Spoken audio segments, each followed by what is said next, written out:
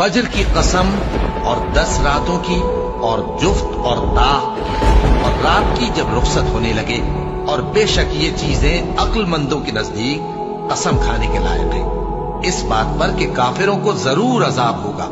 क्या तुमने नहीं देखा कि तुम्हारे परवरदिगार ने कौम आद के साथ क्या किया, जो इरम कहलाते थे, दराज कद मानंद सुतूनों के, कि तमाम मुल्क में ऐसे पैदा नहीं हुए थे। और समूद के साथ क्या किया, जो वादी कुरा में चटाने तराशते थे। और फिरौन के साथ क्या किया, जो खेमे और मेखे रखता था।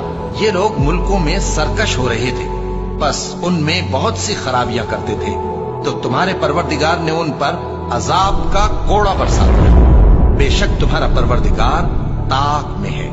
मगर इंसान अजीब मखलूक है कि जब उसका परवरदिगार उसको आजमाता है, कि उसे इज्जत देता और नेमत बख्शता है, तो कहता है कि मेरे परवरदिगार ने मुझे इज्जत बख्शी। और जब दूसरी तरह आजमाता है कि उस पर रोजी तंग कर देता है, तो कहता है कि मेरे परवरदिगार ने मुझे जलील किया।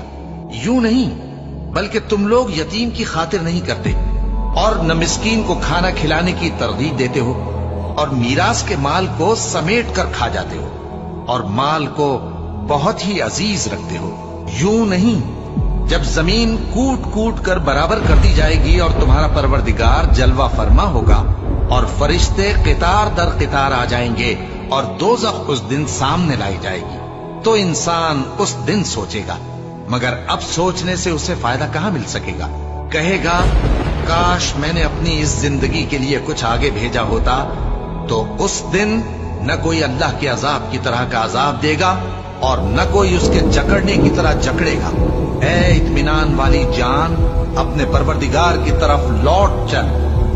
तू उससे राजी, वो तुझसे राजी। सो तू मेरे खास बंदों में शामिल हो जा और मेरी बहिश्त में दाखिल हो जा।